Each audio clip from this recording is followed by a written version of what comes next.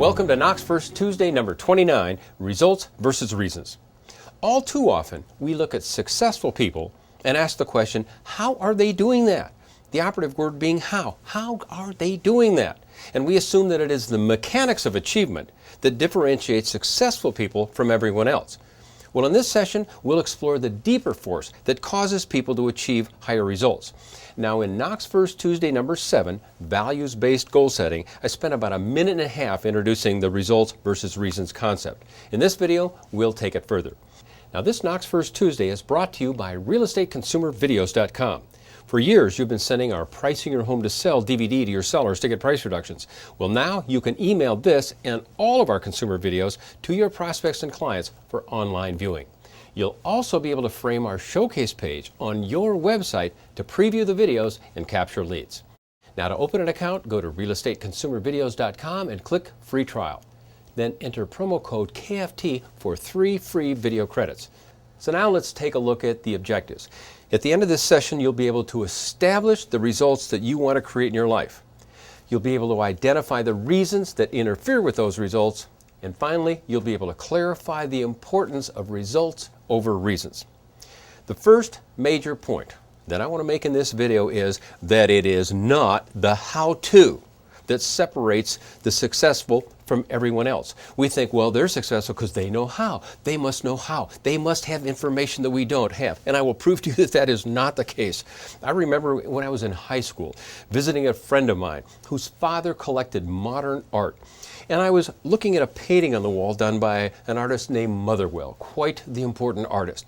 And I turned to Clyde and I said, this art just looks like somebody took a brush and just scribbled all over it. There was nothing there. And I said, if you don't mind me asking, how much was this painting? And he said, $50,000. And in 1968, that was a lot of money for a painting. That's a lot now. And I turned to him and I said, well, I could have done that. And he said, yeah, but you didn't. How many times have you gone through life and seen people do something to make a lot of money and your next words were, I could have done that, I could have done that. Yeah, but you didn't. So the how-to is not the part of it. In fact, take a look at sellers. How many of you have sellers of overpriced listings? They claim they want their home sold, and they are presented with mountains of evidence on current market information telling them how to get their home sold and at one price, yet they refuse to lower the price. What's going on there? What about people who want to lose weight? I ask all of you, how many of you out there would like to weigh less than you do right now? When I ask this question in seminars, about 50% of the hands go up. Well, why is it that we have people who want to lose weight, yet we are confronted with thousands of diet books? We have local health clubs. We have doctors talking about diet and exercise. There is more information on diet and exercise that we are buried under the weight of that, yet we don't lose the weight. Why is that? Because the how-to doesn't work. What about real estate agents who want more business? They want more leads, and they go to seminars, and they read books, and they look at all the ways to generate leads. And at the end of the seminar, they go, well, I know that. I know that stuff. I've already known that stuff. But why don't you have more leads? The how-to doesn't seem to be working. So the question is, why do we continually produce the same results over and over and over, despite being buried in a sea of how-to? Why does that happen? Well, that's what we're going to examine next. And for the next exercise, what I'd like you to do is take out a piece of paper and draw a line down the center, and I'll take you through some exercises. What I'd like you to do on your piece of paper, put a line here and a line down the center, and we'll take you through an exercise. Again, I did the short version of this in KFT29. On the left side, I want you to ask yourself a question, what do you want? I'd like you to write down 1 or 2 things that you want that you don't have. Okay? Take a minute and write that down. After this video, you can do more. But right now, pick 1 thing that you want that you don't have. Having done that, I want you to answer the second question. The second question is, why don't you have it? Over here, you say that you want this outcome, but you don't have it. So the question is, well, why not? Why don't you have this outcome? And what will happen is you'll get an answer, and they'll say, well, why does this happen? Well, because of this. Well, then why that? Well, because I don't have this. Well, but I don't have this. And what will happen is you'll continue to peel the layers of the onion back, and you'll get all the way down to the heart of the issue. The bottom line heart issue, reason that prevents you from getting what you want. And that's what we need to take a look at today. So at the end of this video, you can do this exercise on a lot of things. Think of a result that you want but don't have, and then answer the question, why don't you have these things? And you'll end up with the reasons why not. Let's go through a simple one here. Not an agent that I've talked to doesn't want more transactions. That's what you'd like. Well, why don't you have more transactions? And I hear things like, well, there's no activity in the market. I don't like to cold call. There's no time to do it. I'm too busy. Too busy doing what? I don't do social media. Well, why not? Well, because I'm not very techy, and I really don't want to learn, and nobody can teach me. No one calls back anyway. I don't get any responses. I don't know what else to do. And besides, I don't like rejection. So what will happen is you're going to get this ad nauseum list of reasons not to create more transactions. Let's take a look at losing weight. I remember the time in my life where I was about 17 pounds overweight. And when you ask people, why don't you lose weight? Well, you'll hear answers like, well, we eat out a lot. And when we eat out a lot, there's not very good choices. And besides, I like a baked potato with sour cream, and I like 2 of them. Healthy foods are too boring. And for a lot of people, it's a social thing for me. It's my only joy. Oprah Winfrey was talking recently about celebratory eating. And my wife and I realized that we would do this.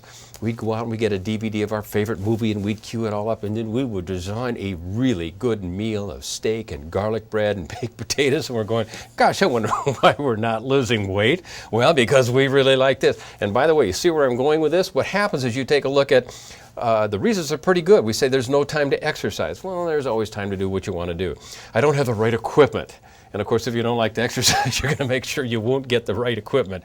Gosh, I just want to relax. So we all know that the reasons can have a bigger payoff than the results. And by the way, once you have your list of reasons, the next thing we do is we find other people with the same reasons. I call them reasoned people. They go through their lives, they have all the reasons, and you'll say things like, well, everybody's experiencing the same issues. And the other person says, yeah, me too. Yeah, me too. Yeah, all of my friends are having the same issues.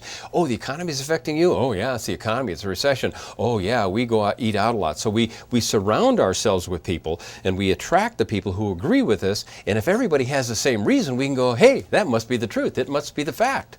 The problem with that is that there's some contrary evidence. People that are doing well, people that are losing weight, people are making more money in this economy. We go, how are we going to rectify that? Well, our goal today is to maybe let go of the recent people and find the ones that are doing what it is you want to do.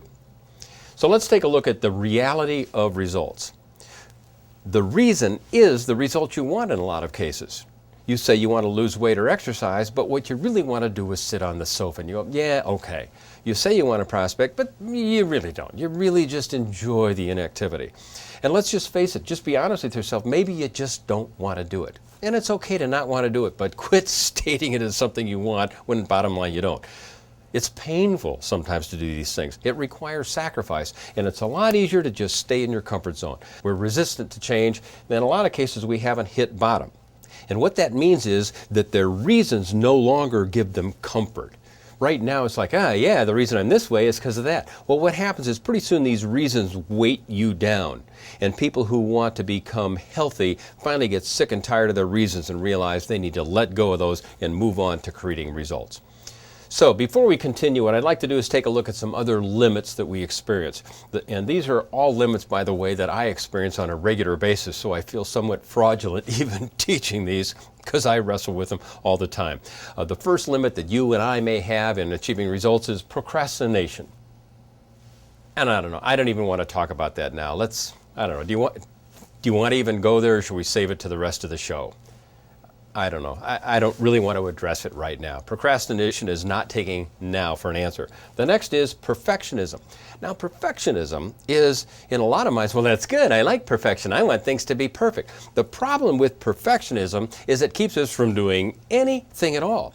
We have a task that we want to do, but we can't make it perfect. We don't have all our ducks in a row, so no, we got to wait till everything's perfect. How many times have you wanted to do a tax return? You said, no, I need more receipts, more receipts, more receipts. No, I got to get them. Oh, I got more stuff to get. And we just delay, and then we file an extension, and we experience the stress of an unfinished project because we want it perfect. For those of you watching this free preview of Knox First Tuesday number 29, this is where we say goodbye, and I say thank you for joining me. If you'd like to see this full version, plus another 130 videos we have in our system and 170 downloadable documents, we invite you to join us on Real Estate Training by DavidKnox.com. Thanks for watching this video.